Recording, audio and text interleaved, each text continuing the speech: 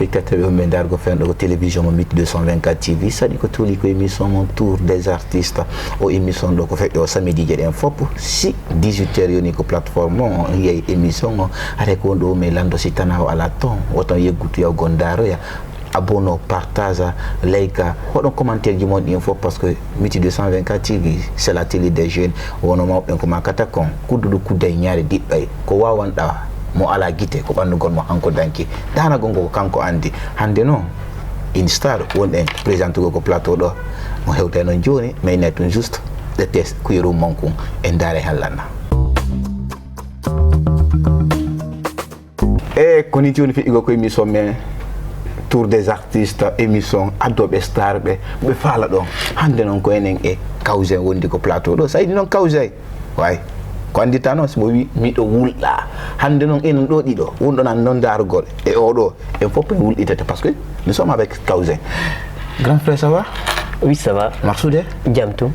Bienvenue chez nous. Merci. Kono woni ɗa sentirgol hande ko plateau MIT 224 TV. Welo welo. Merci. Miɗo centre de joie et profondeur de cœur, c'est-à-dire émotion de la nouvelle génération. Merci. Ouais. Kono miɗo wulɗa miɗo ɓuure tan ñinaade miɗo tawa e mum ɓay wulla na min tun jeeyi miɗo wulɗa soɓe miɗo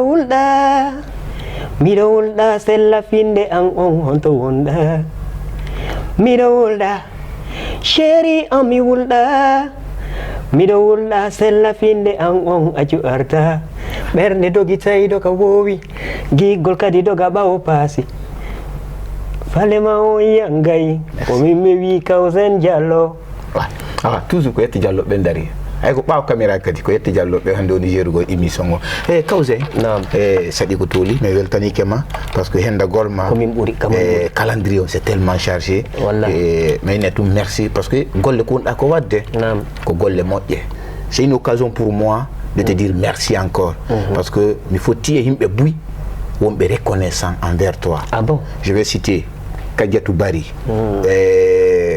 ko nanditi e mum Fatou Senta exact ɓeɗon fo mi invite ɓe ɗo mais si mini comme ɓe walliɓe ɓenne ko Kawsey. Avant tout d'abord merci et merci pour tout ce que tu es en train de faire pour la culture guinéenne, surtout la nouvelle génération.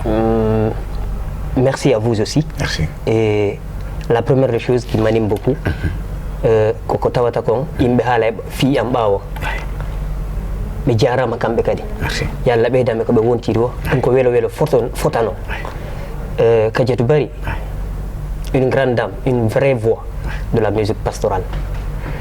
Peut-être que les gens n'ont pas compris et d'autres n'ont pas pu croire en elle, mais je sais que c'est une grande dame. Fatou Senta on a déjà fait un featuring mais waddi featuring ko tawata musique o weeli jama o musique on dogi kono fayda gonko yiɗen kon la promotion quand tu n'es pas dans les grands cadres enen kamen ɗo ballo ɗuuɗa. Merci. Voilà. Ɗum ɗon ko ɗum ɗo min falno haalugol une manière de te récompenser. Merci. Kono fuɗɗoɗa musique? Bon ko Conakry mi jibina almamiya kalum ana adi añere fe ayana fa fayra ako fula tugi segenan tam mbari bire kankaydi problème yo mais donc ko kalum mi jibina mi jandi e mi fuɗɗori musique on e nokkilum komi jibina e nder galle ɗe mi jibinaɗen kaka Pierre Lopis joynoɗo trompette on e nder kalum star kaka nder galle makko mi jibina ɗon mi janɗi ɗon on ko musique watta oɗon mi fuɗɗigol Ibro Diabati en no jogui guitare har ɓe yaltinali Gaspari en komi wonno payko e nder ɗin duuɓi min kadi mi jokki e giggol mum on mi jokka pay koye fijay koye gongo ma koye goreyo yankoy min aynita min fijiti noon min wakkilori noon ha min naati e musique urbaine ko inte rap mi waɗi rap seeɗa ha mi iwi Saare mi ari Douga mi ari Bambeto mi naati e Bambeto ɗo mi ukkodiri e artiste ɓe kendeɓe soit wono Tigze en Hakkil Free en e Opipi en e ha Hamdallah to section Z en Mari Joana en e Mifa Dia en ɓe fo maɓɓe ɓe gollini mi waɗa lawol gotol min janɗi e nder ɗum musique on kadi janɗini men e nder ɗum koye nder noon mi andiri systéme musique on ha on tigui to mi fotto e Bictré ñande gam no faala wadde album mum ko tira on addi mi daaro album makko mi tawi mi wadde répétition ji ɗin une fois ka répétition no faljande mi rectifie mo o gardi mi ko hakkille makko kono fanki bude jama Big Dre ɓay jama on seedi o noddito yimɓe o nodditi kotira on wayni pay ko waddana ko addi ko mi addimmi wayni so tawi mi wawi wadde goɗɗum ko album makko tawi mi waddana yimɓe ko yahata wona wa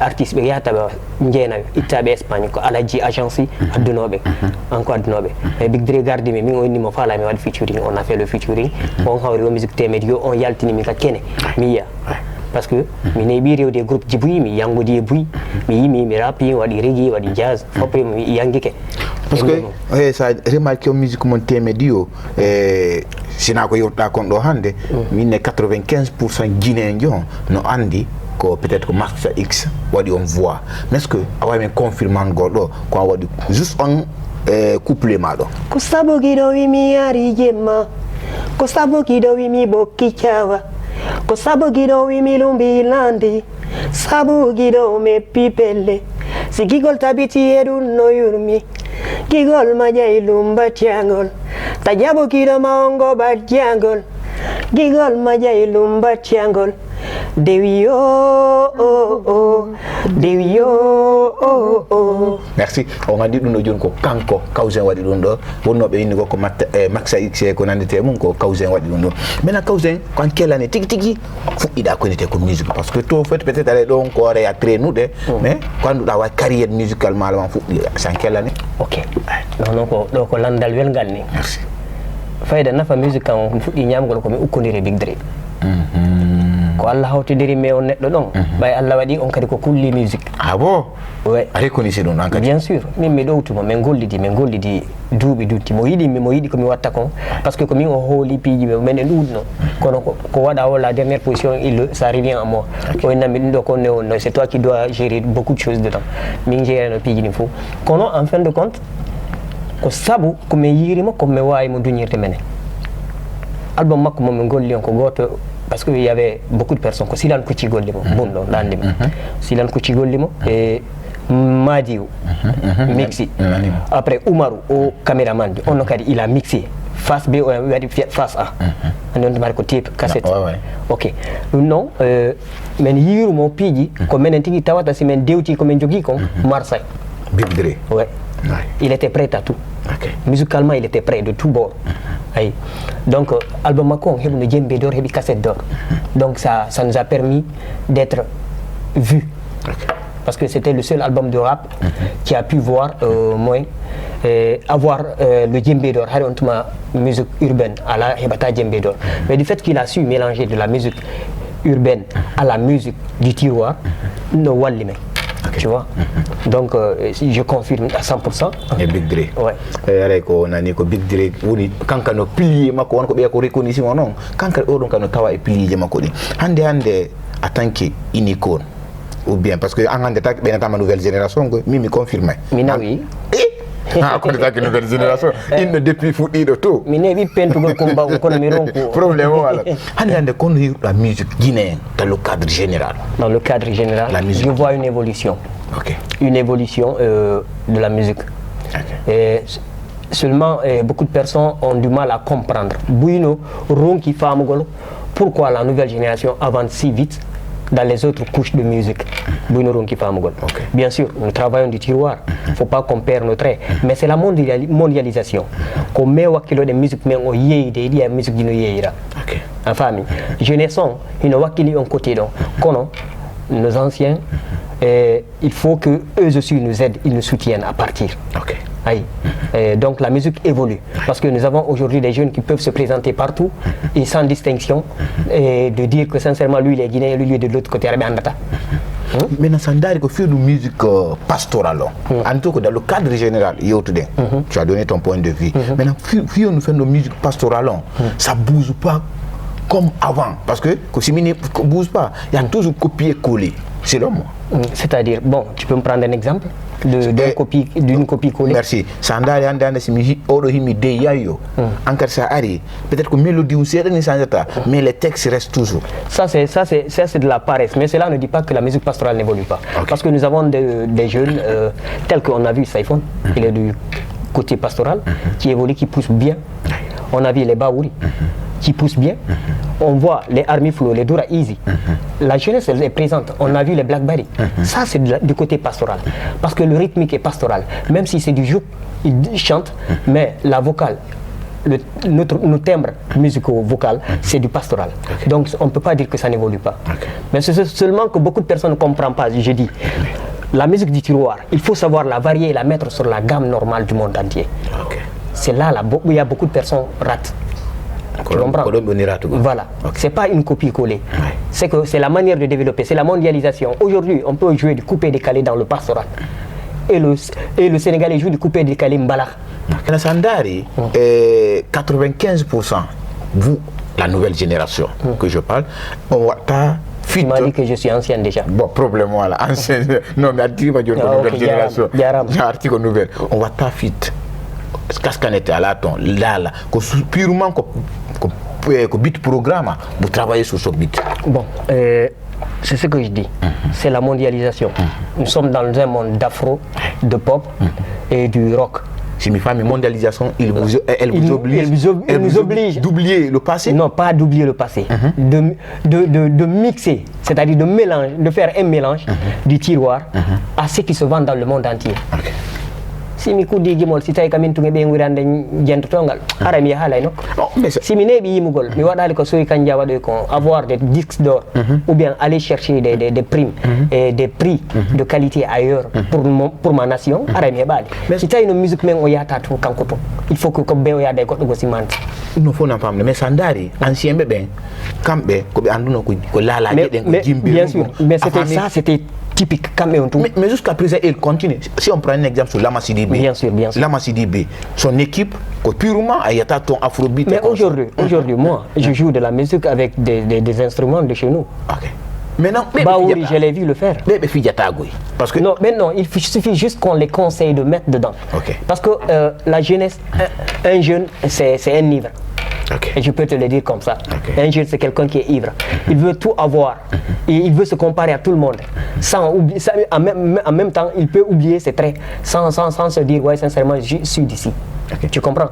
Donc là, c'est des conseils. Il faut. Même tu vois, à chaque musique, il y a un instrument. Soit la voix de ton. L'agonie, guitare. Là, mon coritati. Et il y a le violon pastoral, il y a la flûte, tu vois, tout ça là je mets dedans moi. Pourquoi? Parce que mendari mentawi mi accata ko an ko bawo il faut que mi nabora jama o yora mais mi kudande adnande ko mami dewta e hoore no mi yeya ko men ko ma marsata.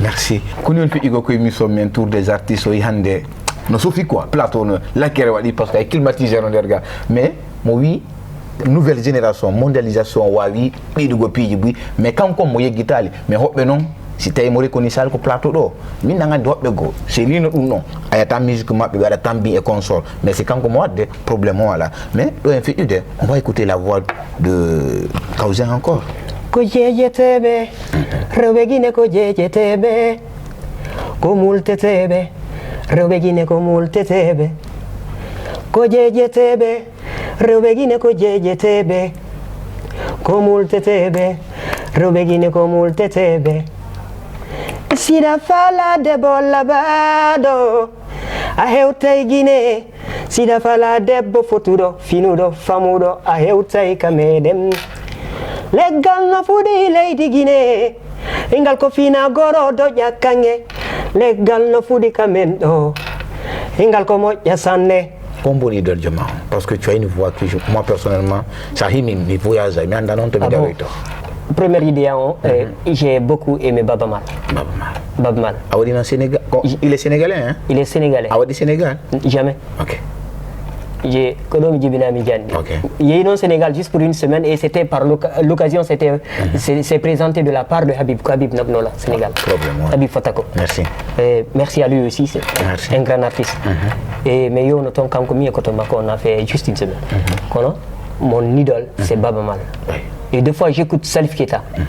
Nenam Bintalali, Petit Ré, Tonton Petit Ré, Tonton Breveté. Je les écoute beaucoup. Merci. problème wala on ani idole mabɓe ɓen ko tonton Petiyero Patimoloko. Ouais, bien sûr. Merci. Bien sûr. Woni on feƴƴi ko Sanakou Yaga. woni feƴƴita ko émission men tour des artistes hande noon ko projet hon ɗum satinda par ce que hande an sa haalali yimɓe ɓen haalay a walli yimɓe buy ɓe mi siti ɗo fof ɓe haalinde ma mais enquête ko ɗum satinɗa fen ɗo fiyo yimɓe ɓen kaɓe wawma accompagne ko par ce que a luttata wallugol yimɓe ɓen kon quoi. non mi luttay de wallugol yimɓe ɓay Allah ko Allah o nani a waɗa moƴƴere si mi haɗi yonali ɓeydu probléme andi moƴƴere nen ta año joni wallu mi luttay wallugol yimɓe mi walla hoore am mi walla ɓeygure am walla ɓiɓɓe. Merci. Ok ɗo j'ai un projet d'album sur la table. Avec mon manager et tout le staff, nous sommes en train de travailler là-dessus. Mais dans tchata de Mendara, nous men yaltinao album. On non nebi de ado minawno. Mais yetan no jama on 15 titres ahadi dans l'une des émissions de chez nous ici, d'une télé web. Et mi inno mi wada 15 titres album on mi do continue. Tabe siku comme ngaldi ko boni bonata ko est-ce que ɗin timmi ka timmali ɗum feƴƴitino joni kamɓe suɓanta hoore maɓɓe hakkude maɓɓe ton kono ɓe faala mi naɓana ɓe ɗum ɗon a wamin haalango ko studio joni ɗi golluɗa ka bon mi gollidi e Fakri mi gollidi e Kele Tigui mi gollidi e Serge Wiza et mi gollidi e Djigui et mi gollidi e comment on appelle le gars de Amin Studio voilà Amin Souma. Joni mi fala andugol ko producteur manki ka ko hondu manki ka ko to production fala wadde. Bon, je vais faire une autoproduction. Si tu es un producteur de nous présenter fala. Si tu es mon fala, c'est rien de le cas de venir nous voir parce que adnan kono goto gaynanta hore mo. Je peux m'autoproduire. Hara mi halno gostay kanko il a des propositions qui peuvent nous envoyer à l'international. Hara buri ko mi wonta don no. On peut l'accepter mais il suffit juste qu'il passe par mon manager et mon staff. Ouais. Est-ce que est-ce qu'il y a des wotere producteur de consultaliment pour la sortie de ton album? À des wotere. La sortie de j'avais déjà fait un album qui n'est pas encore sorti. Dans un contrat avec les Dimo. Mbaringan Amlo, andi ko Mbaringan. Amlo, ouais. Mbaringan non. Ni ma ko njandedi. On a fait un album mais trouvé on avait 2 ans de contrat et je suis tombé malade pour 3 ans. Le contrat on tay contrat l'année et dernier ango harami dikali. Il dit que tay contrat l'année je ne pouvais pas. Mais wawali bon non, on n'a pas pu re-signer parce que harika hami hetto mais tiono joni mi force mi jawa seda. Maintenant est-ce qu'on va vivre les maisons de production parce qu'on dit autoproduction en Guinée moyen ouda mais est-ce que vous avez pu taper certaines portes pour une production?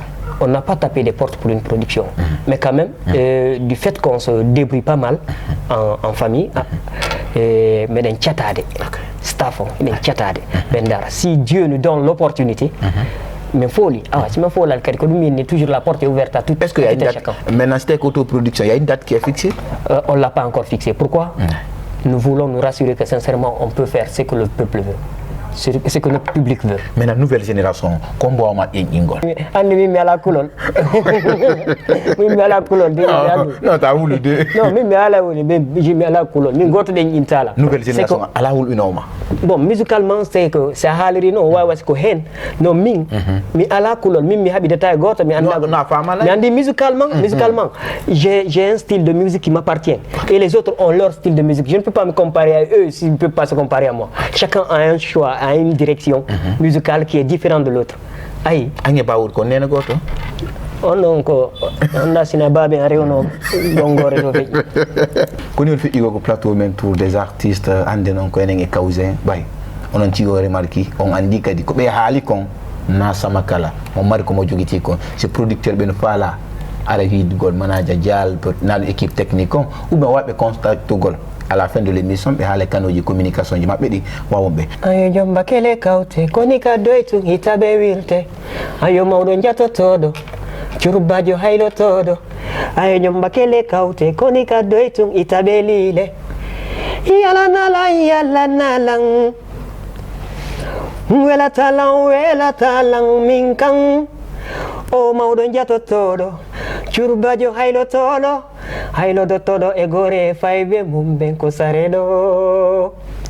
Kawzin on kele kawte koye ma waɗi ka koye hompo no ndaari nden ɗo noon ta tourne pardon no tourne pas autour ko ga haala mami falano andi min no tourne pas autour du pot an tigi andi komi kiikalaje a yi mi ƴetti précaution mi wowli joni haray ko ɓayno waɗude koye ma waɗi waɗale hoore an kono miɗo ñawde dewle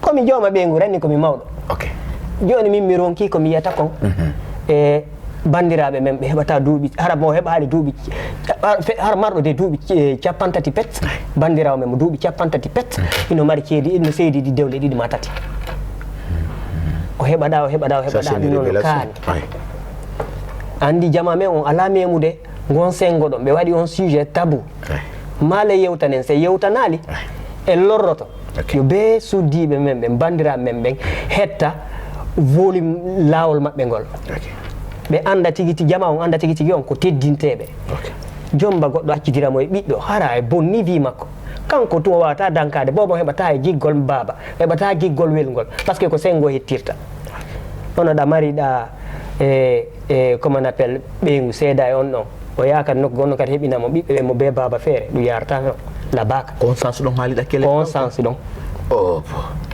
tu nous as fait voyager kele kawte min sa woɓɓe no innude ɗo joni woɓɓe no innude ɗo joni ɓiɓɓe ɓe jeeya ok donc maintenant ko ɗo mi falama ade par ce que min sayni nan kele kawte mi sikka e jambe ko ka wonu ɗo jatoɗa goɗɗo ko quartier ɗon non conseil on no rewɗi fof ok ça c'est ça non mais ça landi que non kon woni kele kawte min wonu ko ɗo jokka pour la petite histoire l'idée est venue au temps où j'ai vu Mamacita ok problème ji maɓɓe ni no metti ka bandiraɓe ma luttirtani ma yiya sextape ji ko travaux ji nani kay koko woninte ka toile saabu bandiraɓe ma hara bandiraɓe ma ɗayiya ɗum no metti il faut qu'on en parle fiyo accu tawa ko yinkoy koy ala na wona na woni ɓe wirtude ko adna maintenant un projet parce que ça c'est un bon projet est-ce que vous avez pu rencontrer certains ONG pour soutenir ce projet? Pas encore parce que c'est bien juste qu'est-ce que vous attendez? C'est juste 2 semaines nous sommes dans la 2e semaine de la sortie du clip. Donc il fallait d'abord qu'on fait circuler nos voix, que les gens commencent à comprendre. Mais quelle est la stratégie à faire pour des trucs comme ça? Ok. Moi je vous conseille, on a un projet, donc ça c'est un bon projet, mettez sur un document. Il y a une ONG qui dit, peut-être ils vont soutenir ce projet. Il n'y a pas de problème. Maintenant, est-ce que depuis Arda, pour la musique, tu as fait un concert non spécial Fikausen, un concert, un événement? Bon, je l'avais fait au temps où je n'étais pas en vague, mais depuis que je suis revenu, parce que on a commencé à faire le mixtape, après je suis tombé malade, j'ai fait Midoula, et juste comme Ndiki, la chanson Midoula, et mi fuɗɗi ɗum ɗon tun tawi ɓernde nden kadi mo aussi j'étais attaqué de tuberculose non kadi affaiblissimi mi andali law yeyi mi ɗaɓɓi lekkiki ha mi dikki 6 mois après kono tawi mi wawata marde golle dole ka ɓernde mi duppay après non dikki few joni joni noon min avec mon staff et manager Dial nous sommes en train d'organiser quelque chose et voir comment faire face à notre public maintenant. Kausen, s'il te plaît, ne tourne pas autour du pot. Est-ce qu'il y a un contrat entre toi et manager Dial? Yitere. Bien sûr. Non, dis-moi. Oui, il y a un contrat.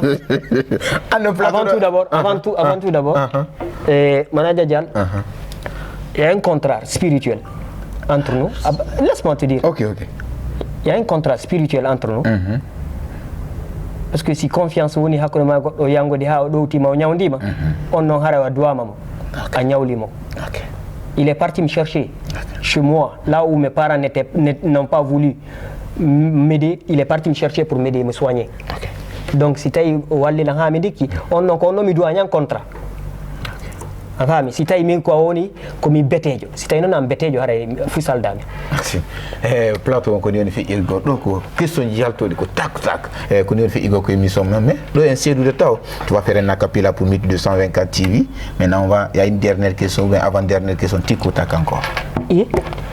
C'est comme ça, c'est la nouvelle saison d'énergie. Ah ouais là. Un acapella. Miti. Comité 224 TV. Kobe non to mi jodoto ha mi suivi. Kobe mi suti. Kabe mi dabi. Kabe ndo hollata men feundare. Kabe no okata men de jike.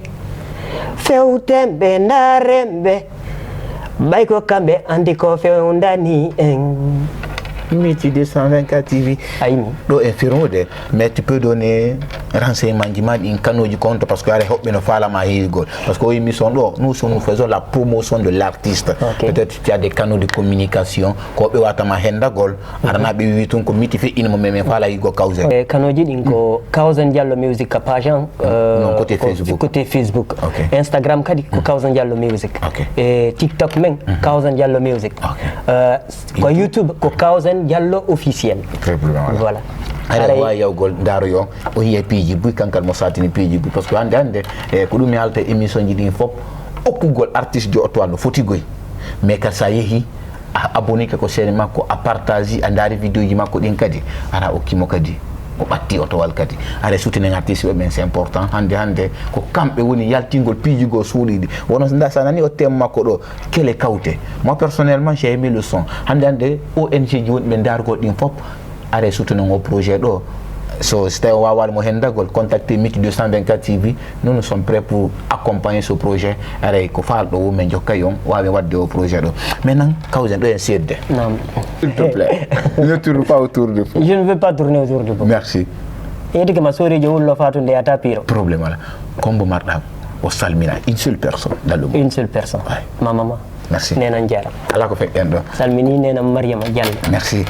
Min kar ko do salmin talu manager Dial bon ça y me récupérer Kawzan ko c'est grâce à ce manager comme bono jogiti image jidin do bon c'est le sorcier noir o donc Albi tous les temps yimɓe ɓen lando men comme boni albi mais min anda kono say men hendoto albi ko plateau ɗo kanko woni ko ɓawto so yino yuɓɓidira monta joguidira le son tout la qualité de l'image c'est albi ara noon komɓe kadi joni men kadi o liye ɗo kadi ko Aldo restaurant on woni so naati tun Aldo on restaurant wonɗo ɗon piiji ɗin fop no to ñamete fof no ton aray on vous invite de venir visiter ce restaurant aray ɗo kadi no feƴƴirde ni aray ko ɗo woni e daragol e émission ɗo kala wonɗo men daragol surtout soutenir artiste ɓe ɓen ara saji ɗin kadi wassalam.